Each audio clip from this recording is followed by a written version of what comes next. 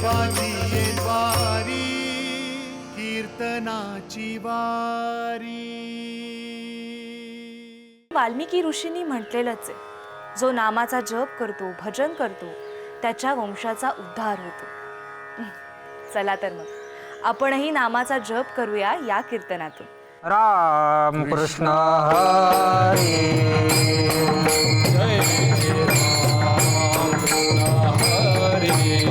हरी जय जय राम कृष्ण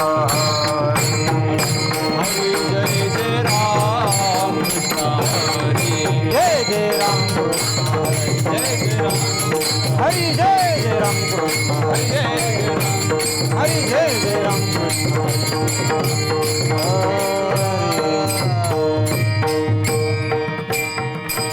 रूप पाहता लोचनी सुख झाले हो साजनी तुहा विठ्ठल बरवा तुहा माधव बरवा तुहा माधव बरवा तुहा माधव बरवा.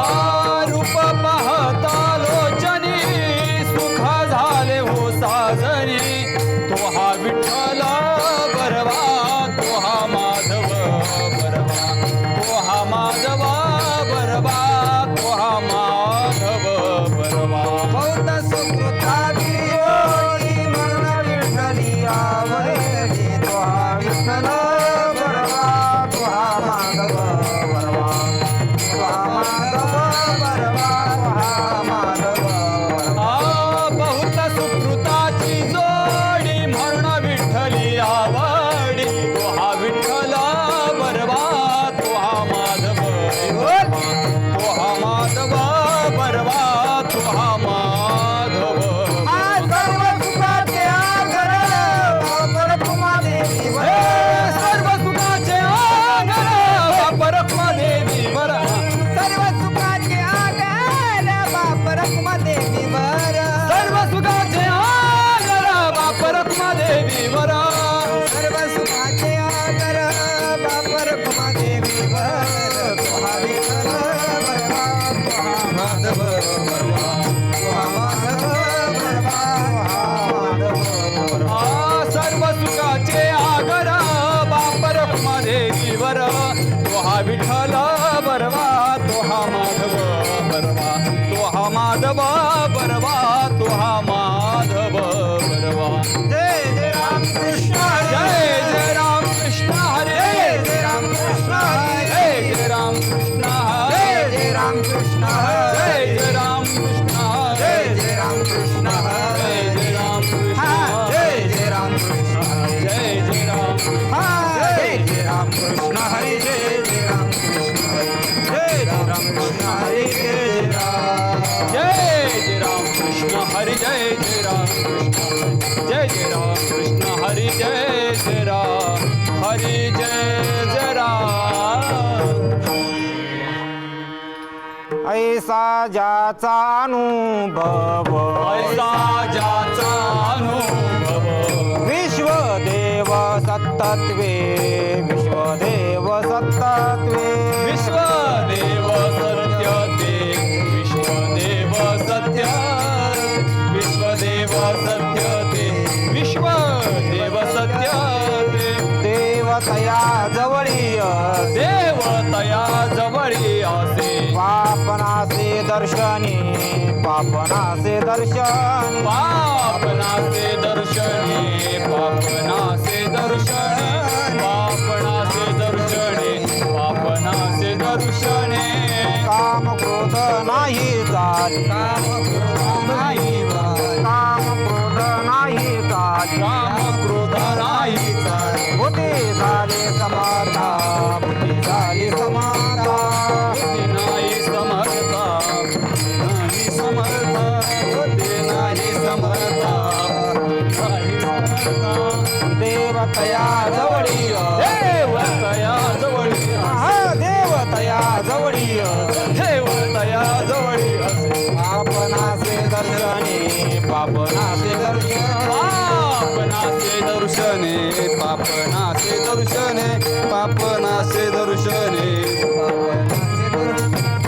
तुका म्हणे हे भेदा भेद तुका म्हणे केला भेद तुका म्हणे भेदा भेद तुका म्हणे भेदा भेद केला वाद खंडोन केला वाद खंडोन केला वाद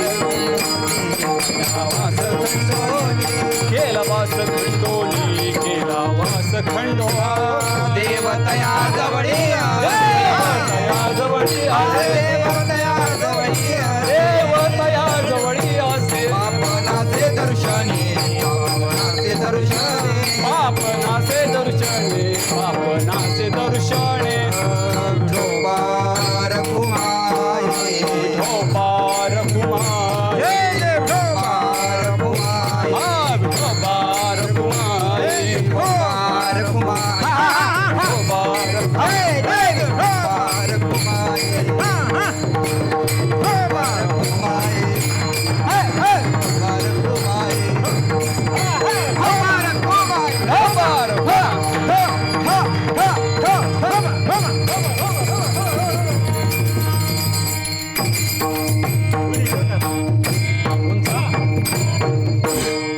ऐसा ज्याचा अनुभव ऐसा ज्याचा अनुभव ऐसा जाता अनुभव ऐसा जाता अनुभव ऐसा ज्याचा अनुभव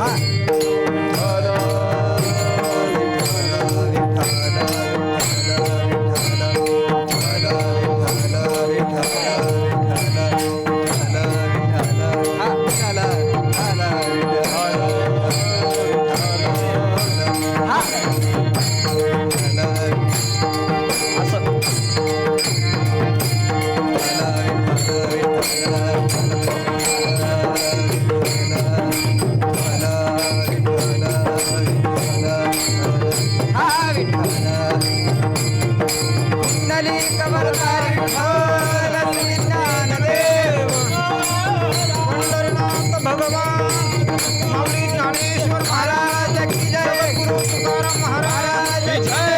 गुरु निवृत्तीनाथ महाराज गुरु महाराज की जय. अरे भाई सब संतान की जय. हर हर हर हर हर हर हर हर हर.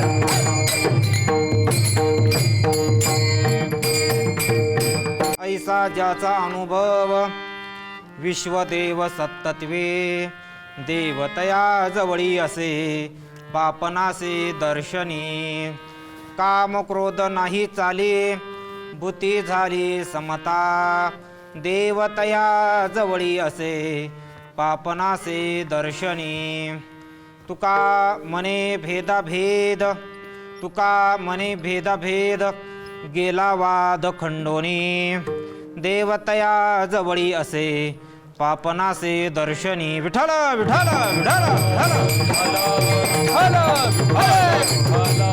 महायोग पीठे तटे भीमरथ्यम वरम पुंडलीकाय दातु मुनींद्रे समागततिष्ठं तमनंदकंदम परब्रह्मलिंगम भजे पांडुरंग करू प्रथम नमन दुसरे चरणा संताची ज्यांच्या कृपादान कथेचा विस्तार बाबाजी सद्गुरु दास तुका पांडुरंग करू प्रथम नमन दुसरे चरण संताचिया त्यांच्या कृपादान कथेचा विस्तार बाबाजी सद्गुरु दास तुका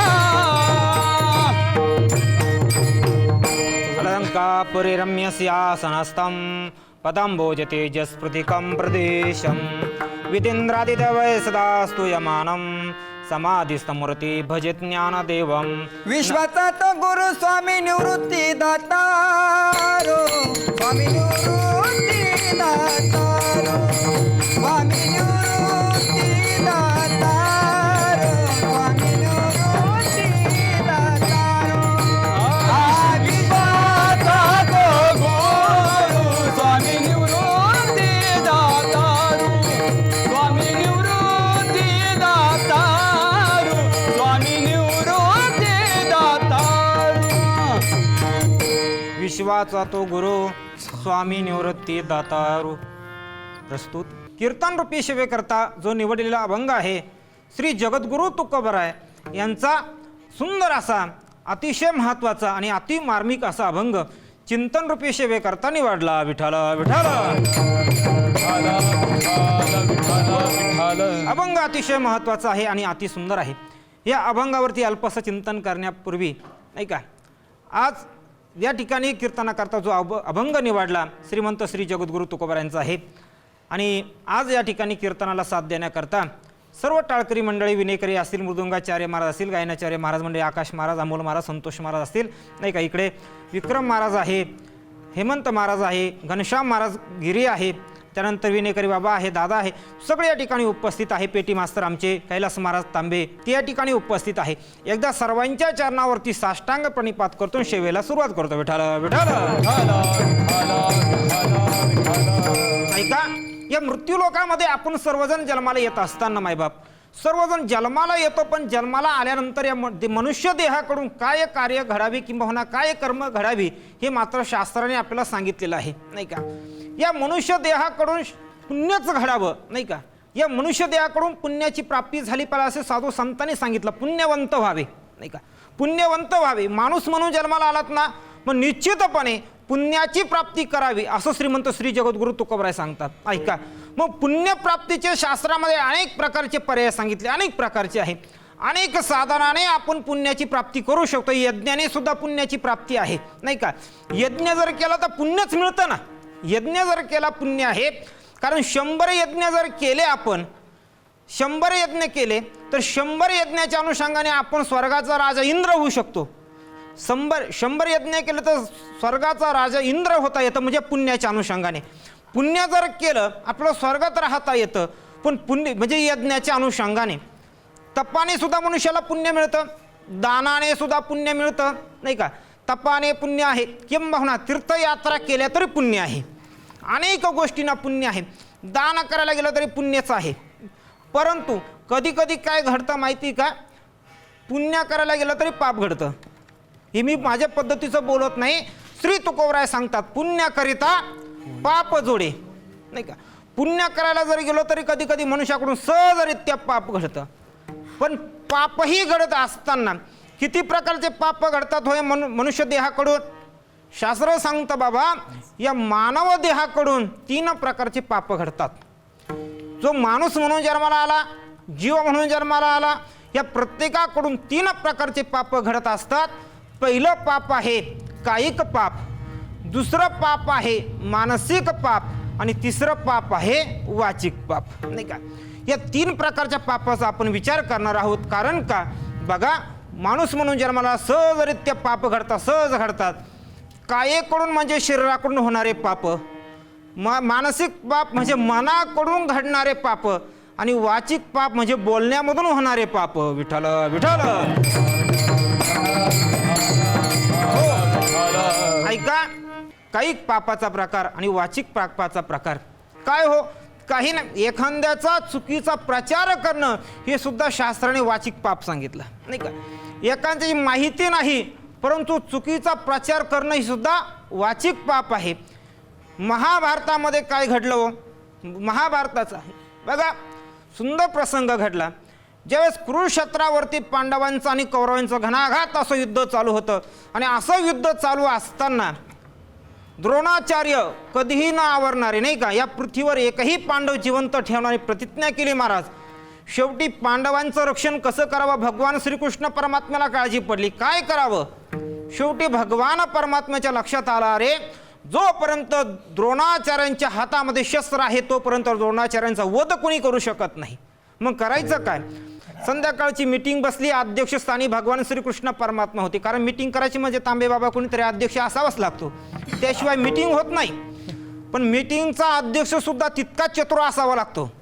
कारण भगवान परमात्म्यासारखा चतुर कोणी नाही. चतुरातो शिरोमणी गुण लावण्याची खाणी, नाही का. भगवान परमात्म्यासारखा चतुर कोणी नाही. मग त्यावेळेस मात्र भगवान परमात्मा अध्यक्ष झाले आणि मीटिंग बसली. मीटिंगचा विषय एकच होता, द्रोणाचार्यांना मारायचं कसं. म्हणजे माणसं मारण्याकरता सुद्धा पूर्वीच्या काळी मिटिंग होतच होत्या, नाही का. कसं द्रोणाचार्यांना मारायचं विचार चालू झाला. मग भगवान परमात्म्याने सांगितलं, भीमाला जवळ घेतलं. म्हटले भीमा एक काम करायचं. म्हटले उद्या सकाळी. म्हटले काय. काही नाही म्हटले, आपल्या सैन्यामध्ये एक अश्वत्थामा नावाचा हत्ती आहेत. अश्वत्थामा नावाचा हत्ती आहे, तू त्याला मारायचं. म्हटले कसा मारू. म्हटले गदेना मार. गदाने मारायचं ठरलं. पण म्हटले मग मारून करायचं काय. म्हटले तुम्ही एकच काम करायचं. ज्यावेळेस अश्वत्थामा नावाचा हत्ती मारल्या जाईल ना, त्यावेळेस कुरुक्षेत्रावरती संपूर्ण सैन्य आहे, सर्वांपर्यंत प्रचार करायचा अश्वत्थामा मेला, अश्वत्थामा मेला. पण म्हटले मेला इथपर्यंत खरं, पण त्याचे फायदा काय. प्रचार करून तरी काहीतरी फायदा झालाच पाहिजे. नुसता प्रचारच करायचा का, नाही का. नुसते पावडेच खात बसायचे का, नाही का. फायदा तर झाला पाहिजे ना, फायदा झाला पाहिजे. प्रचार करायचा म्हणजे फायदा झालाच पाहिजे. म्हटले मग फायदा काय. म्हटले हे बघा, फायदा असा होईल, कारण त्या ठिकाणी अश्वत्थामा जो द्रोणाचार्यांचा मुलगा आहे तो जर मेला, अशी बातमी द्रोणाचार्यांच्या कानावरती पडली तर द्रोणाचार्य हातातील शस्त्र खाली टाकतील. त्यावेळेस मात्र द्रोणाचार्यांचा वध करायचा. मी म्हटला देवा सगळं खरं आहेत. म्हटले तू म्हणतोय तेही खरं आहे, तोही मुद्दा पटला. पण द्रोणाचार्य इतके साधे नाही, ते आमचे गुरु आहेत. म्हटले अर्जुन इतका श्रेष्ठ आहे, आम्ही एवढे श्रेष्ठ आहोत, आमचे गुरु किती श्रेष्ठ असणार, नाही का. गुरु किती श्रेष्ठ आहे. म्हटले काय. म्हटले ते विश्वास ठेवणार नाही. मग म्हटले संपूर्ण युद्धामध्ये कोण असायत व त्याच्यावर विश्वास ठेवला जाईल. म्हटले फक्त धर्मराजा. धर्मराजाने जर सांगितलं ना अश्वत्थामा मेला तर विश्वास ठेवणार.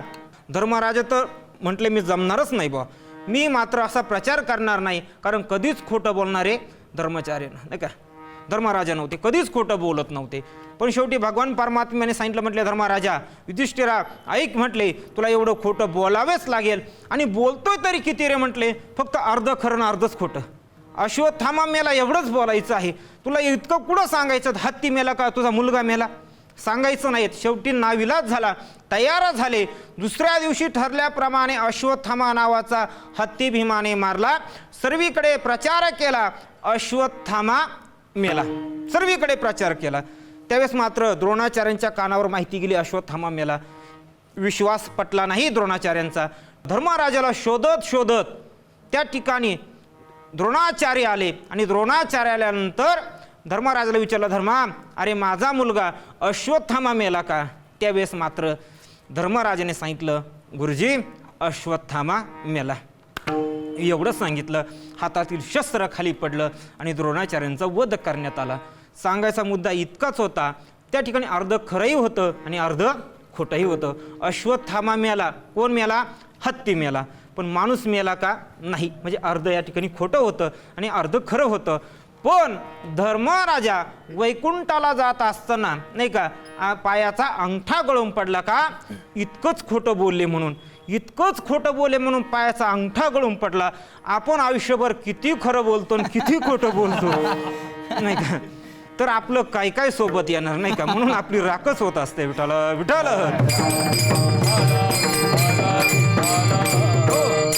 इतकंच महत्वाचा मुद्दा, याला म्हणतात वाचिक पाप. दुसरा मुद्दा आहे मानसिक पाप, म्हणजे मनातल्या मनातलं केलेलं पाप. कोणाकडून घडलं हो, आपल्याला बारशी दृष्टांत बघायचे नाहीत, पुराणातले सिद्धांत किंवा पुराणातल्या ज्या कथा आहेत तितक्याच बघायच्या आणि पुढे जायचं. ऐका, ज्यावेळेस पांडवांनी नवीन राजधानी निर्माण केली, तिचं नाव होतं इंद्रप्रस्थ. अतिशय सुंदर, अतिसुंदर. ती इतकी सुंदर होती ना, ती बघण्याकरता प्रत्येक जण यायचा आणि बघून इतका आनंदी व्हायचा, निघून जायचा. आणि त्यावेळेस मात्र कर्ण आला बघण्याकरता, आणि कर्ण आल्यानंतर द्रौपदी आईसाहेब वरच्या मजल्यावर होत्या. वरच्या मजल्यावरती द्रौपदी होती. द्रौपदीने कर्णाला खाली बघितलं आणि सहज मनामध्ये विचार आला, अरे कर्णसुद्धा पतिरूपाने भेटला असता तर बस विषय संपला. मनात एवढाच विषय आला, कर्णसुद्धा पतिरूपाने भेटला असता तर विषय संपला. द्वारकेमध्ये भगवान परमात्म्याला कळलं, अरे माझ्या बहिणीच्या मनामध्ये कर्णाविषयी वाईट विचार आला नाही का, हिच्या मनातला हे पाप आहे घालवलं पाहिजे. ते घालवण्याकरता भगवान परमात्मा रात्रीचे इंद्रप्रस्थला मुक्कामी आले आणि दुसऱ्या दिवशी सर्वांना सांगितले, बघा 5 पांडवांचे रथ तयार करायचे, सज्ज करायचे. आणि 5 पांडवांचे रथ तयार झाले. सकाळी सर्वजण उठले, आपापल्या रथामध्ये बसले. द्रौपदी सुद्धा भगवान श्रीकृष्ण परमात्मा यांच्या रथामध्ये बसली आणि निघाले फिरण्याकरता. जंगलामध्ये फिरताय, दुपारची 11-12 वाजेची वेळ झाली. म्हटले, देवा अरे कुठपर्यंत फिरायचं? म्हटले, आता तर भोजनाची काहीतरी व्यवस्था केली पाहिजे ना, दिवसभर नुसतं फिरतोय. म्हणले, आता पोटाला भूक लागली. देवाने सांगितलं, शिदोऱ्या आणल्या का? म्हटले, देवा सांगितले असते तर आणले असते. सांगितलं नाही तर आणणार कसं? म्हटले, बरं. म्हटले, जाऊ द्या. म्हटले, भीमा एक काम कर बाबा, या जंगलामध्ये जा, इथे कुठे काही फळं वगैरे असेल तर बघ. म्हटले, शोधून आण. भीमाही गेला जंगलामध्ये, बघतोय सर्वीकडे फिरतोय, कुठेच त्याला फळ शोधत नाही किंवा सापडत नाही. शेवटी भीमाची नजर समोर एक आश्रमावरती गेली आणि तो आश्रम होता एका साधूचा. आश्रम साधूचा असल्यामुळे आश्रमामध्ये बघतोय, कुठेच खायला फळं नाही, काही नाही, काही नाही. तेवढ्यामध्ये समोर एका झाडावरती नजर गेली. ते झाड होतं जांभळीचं. जांभळीचं झाड होतं आणि त्या जांभळीच्या झाडाला एकच फळ आलेलं होतं. भीमाने विचारच केला नाही, तोडलं, निघाला. देवाजवळ आणलं. म्हणजे, देवा घ्या. देव म्हटलं, भीमा विनाकारण तुला लोक म्हणती नाही रे, तुला कळतं का? म्हटले, माणसं 6 आणि फळ आणलं किती? 1. 6 जणांनी फळ खायचं नाही, कसं खायचं? म्हटले, कसं खाणार? म्हटले, 1 फळ. शेवटी नाविलाज झाला. देवाने विचार केला, भीमा ते जाऊ दे. म्हटले, एक सांग, हे फळ आणलं कुठून? म्हटले, साधूचा आश्रम होता. बरं. म्हटले, मग आश्रमात एकच आलेलं होतं का? एकच आलेलं होतं. देवाने सांगितलं, भीमा अरे अजून तरी जांभळीचा प्रेड आलेला नाही. विशिष्ट अशा पर्वावरती जांभूळ फळ येतं. म्हटले, आता हे असं आधींमध्ये कसं काय आलं बुवा? म्हटले, हे बघ. म्हटलं, भीमा निश्चित साधूने हे योग मायेने स्वतः करता फळ आणलेलं असेल आणि साधूला जर कळालं ना भीमा फळ तोडलं, साधू शाप देईल भीमा. म्हटले, आता देवा करायचं काय? म्हटले, चल परत झाडाला चिटकवायचं. म्हटले, येईल चिटकावता? हो. म्हटले, कानिपनाथ आणि गोरक्षनाथांची भेट झाली ना, म्हटले तेव्हा सुद्धा अशीच फळं चिटकावली होते. गोरक्षनाथांनी फळं तेव्हाही चिटकावले होते. म्हटले, येतील चिटकावता? येतील चिटकावता. चला म्हटले झाडाजवळ. 5 पांडव, भगवान परमात्मा आणि द्रौपदी झाडाजवळ आले आणि झाडाजवळ आल्यानंतर देवाने सांगितलं, एक काम कर, आता प्रत्येकाने हातामध्ये पाणी घ्यायचं, संकल्प करायचा, जीवनामध्ये जेवढं पुण्य संपादित केलेलं असेल संपूर्ण पुण्य त्या ठिकाणी समर्पित करायचं आणि फळ बरोबर 1-1 हात वर जाणार. कारण त्या झाडाची उंची सांगितली होती 7 हात. 7 हाताची उंची त्या झाडाची होती. धर्मराजा पुढे आले, हातामध्ये पाणी घेतलं, संकल्प केला, मी जीवनामध्ये कधी खोटं बोललो नसेल, फळ 1 हात वर गेलं पाहिजे. तोपर्यंत बोलेलच नव्हते. नाही का. तोपर्यंत कधी बोलले नव्हते. हातातील पाणी जमिनीवरती सोडलं, संकल्प केला, फळ बरोबर एक हात वर गेलं. भीम, नकुल, सहदेव, अर्जुन वगैरे वगैरे 5ही पांडवांनी संकल्प केला, फळ बरोबर 5 हात वर आलं मायबाप. विठाल विठाल विठाल.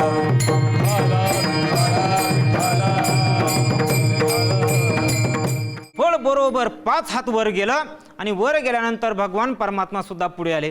भगवान परमात्म्याने सुद्धा हातामध्ये पाणी घेतलं आणि संकल्प केला, हे बघा मी जर ब्रह्मचारी असेल, फळ 1 हात वर गेलं पाहिजे. भीमाला हसूच आलं नाही का. भीमाला हसू आलं. भीम म्हटलं, देवा हे कधीपासून धंदे चालू केले? म्हटले कोणचे? म्हणले अरे लग्न तर 16,108 करतो आणि स्वतःला ब्रह्मचारी समजतो नाही का. 16,108 लग्न करणार तू स्वतःला ब्रह्मचारी समजतो का? कारण भगवान परमात्मा ब्रह्मचारीच होते नाही का. भगवान परमात्मा ब्रह्मचारी. कारण देवाचं कोड कोणालाच कळत नाही महाराज. नवल केवडे केवडे न कळे कानोबाचे कोडे. मग देवाला हसू आलं, पण देवाने संकल्प केला, फळ 1 हात वर गेलं. राहिली द्रौपदी. द्रौपदीने हातामध्ये पाणी घेतलं, संकल्प केला, मी जर माझे 5 पती सोडून कोणाची अपेक्षा इच्छा केली नसेल, फळ 1 हात वर गेलं पाहिजे. हातामध्ये पाणी घेतलं, संकल्प केला, हातातील पाणी जमिनीवरती सोडलं. तसं 6 हात गेलेलं फळ सुद्धा खाली येऊन पडलं. हळू पडलं नाही का. नाही का, फळ पडलं. भीमाने गदा उचलली. था म्हणले, द्रौपदी सांग जीवनामध्ये काय पाप केलं? काय पाप केलं जीवनामध्ये? द्रौपदीने सांगितलं, हे बघा तुमची शपथ घेते, जीवनात काहीच पाप केलं नाही, काहीच केलं नाही. द्रौपदी तू म्हणते काहीच केलं नाही, पण साक्ष कुणाची आहेत? फळाची. फळ साक्षीला आहे ना. फळ 6 हात वर गेलं होतं, ते खाली पडलं आणि तू म्हणते जीवनात पाप केलं नाही? म्हटले नाही केलं. देव म्हटले थांबा. देवाने द्रौपदीचा हात धरला, साईटला नेलं आणि विचारलं, द्रौपदी सांग जीवनात काय घडलं होतं, सांग म्हटले. त्यावेळी द्रौपदीने सांगितलं, देवा तुझी शपथ घेते, कधीच काही नाही. म्हणले अगं पण मग झालं कसं? म्हटलं देवा एक सांगते थांब. म्हटले एकदा कर्ण आला होता आणि कर्णाचं रूप बघितलं आणि सहज माझ्या मनात विचार आला, कर्णसुद्धा पतिरूपाने भेटला असता तर. म्हटले तेवढंच का? म्हणले तेवढंच. चल म्हटले झाडाजवळ. परत झाडाजवळ द्रौपदीला आणलं, हातामध्ये पाणी दिलं. कर म्हटले संकल्प. संकल्प केला, पण हातामधलं पाणी जमिनीवरती सोडलं. तसं फळ सुद्धा जमिनीवरती पडलेलं फळ देठाला जाऊन चिटकलं. ऐका, पण देठाला जाऊन चिटकत असताना सुईचं चिटकलं नाही, उलटं चिटकलं. तिथून पुढे जांभळाला 2 देठ झालेत नाही का. तिथून पुढे जांभळाला 2 देठ आहेत बघा. का? हे द्रौपदीच्या शापामुळे. विठ्ठल विठ्ठल.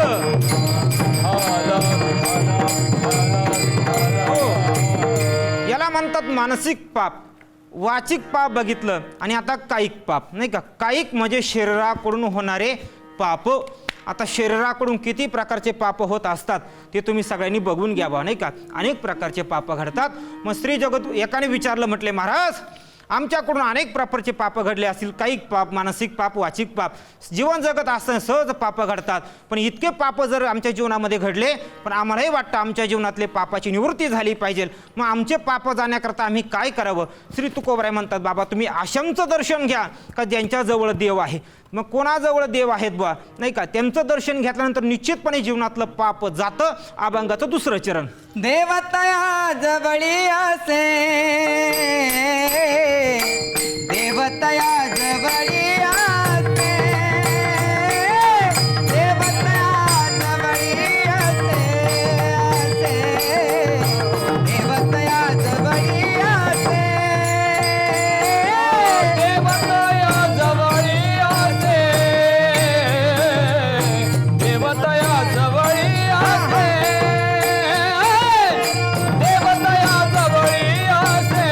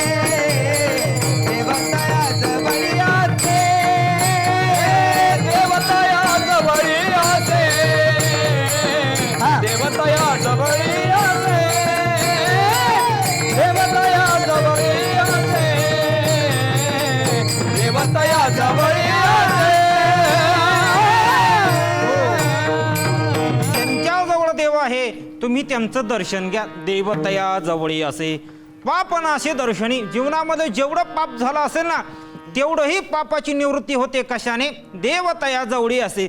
ज्यांच्या जवळ देव आहे तुम्ही त्यांचं दर्शन घ्या आणि एकदा त्यांचं दर्शन घेतलं का जीवनातलं निश्चितपणे पाप जातं. एक साधक म्हणला ठीक आहे म्हणले तुकोबर आहे तेही आम्हाला कळालं, पण देव कोणाजवळ आहेत बुवा, त्यांना काही अनुभव आहे का? महाराज म्हणले निश्चित आहे. अभंगाचं पहिलं चरण. ऐसा ज्याचा अनुभव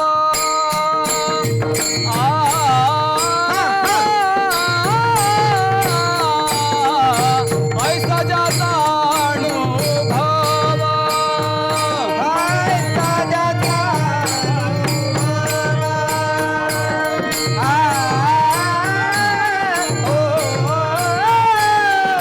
ऐसा ज्याचा विश्वदेव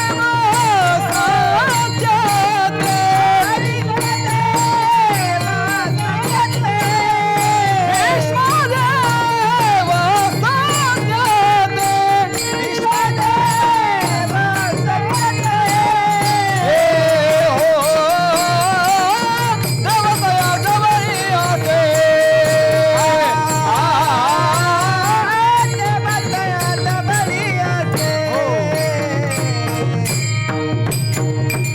विठोबा रुक्माई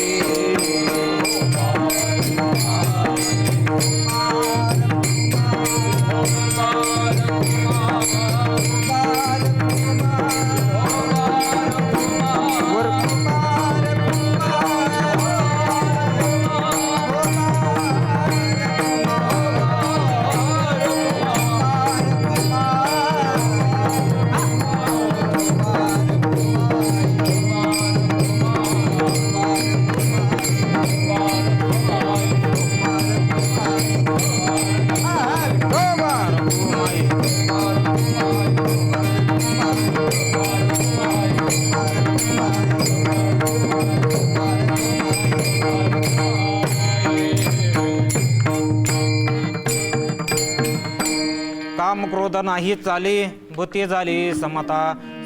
या सर्वीकडे समता म्हणजे समबुद्धी नाही का? समता म्हणजे समबुद्धी. सर्वीकडे बघणं म्हणजे समान दृष्टिकोनातून बघणं.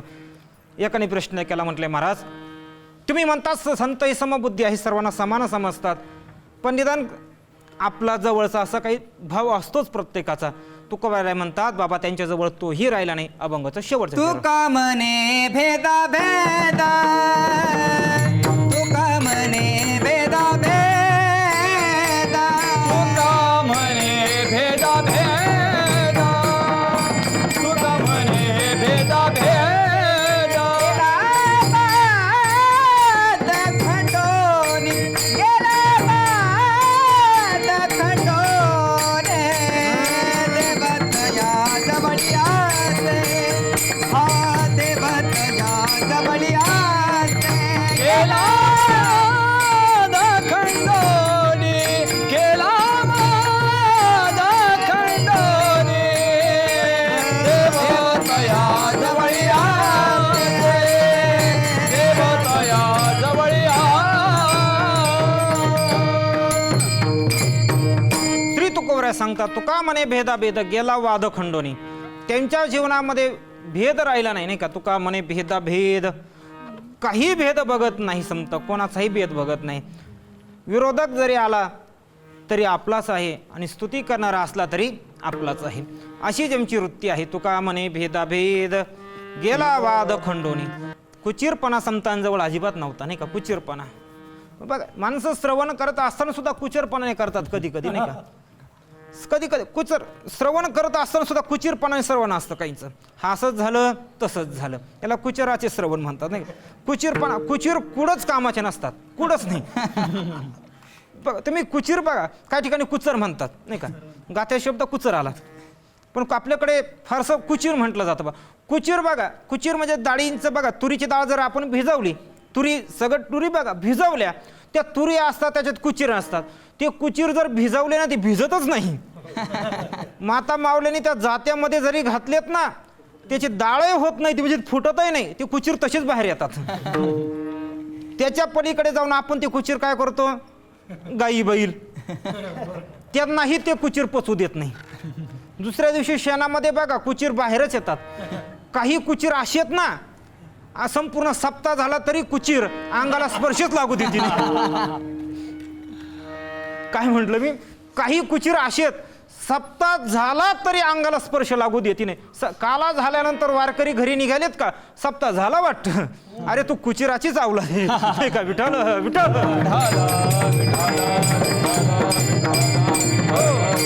पण आमच्या संतांकडे असा कुचिरपणा अजिबात नव्हता महाराज. जो आला त्याला आपलं केलं नाही का. विसोबा खेसर बघा नाही का, सगळे बघा संपूर्ण विरोधक होते, तेही आले, त्यांनाही प्रसाद दिला. एकनाथ बाबांनी सुद्धा बघा यवन अंगावर येत हुंकाला नाही का, देवने मुक्त केला. जरी त्रास दिला ना, आपल्याकडे आले त्यांना प्रसाद देऊनच मुक्त केलं नाही का.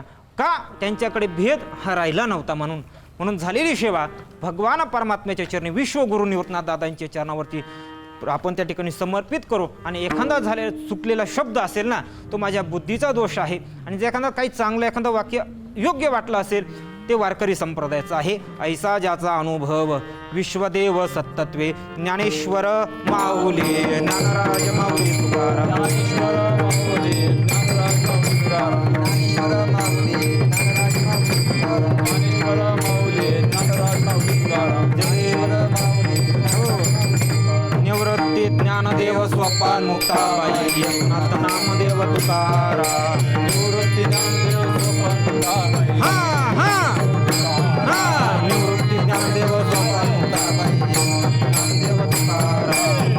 ज्ञानदेव सोपान तुकाराम. एकनाथ नामदेव तुकाराम. एकनाथ नामदेव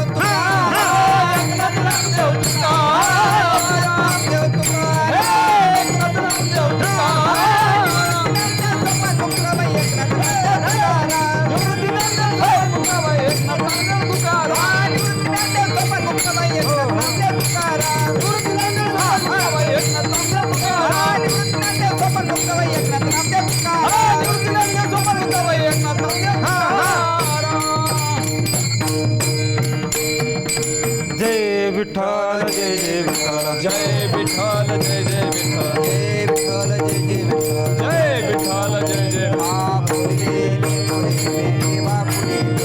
कराच महाराज महाराज कराच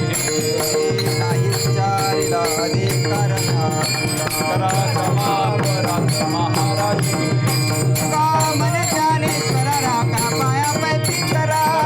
महाराज महाराज तुम्ही शिरा ज्ञानदेव तुकाराम. देव तुकाराम. ज्ञानदेव तुकाराम. देव तुकाराम.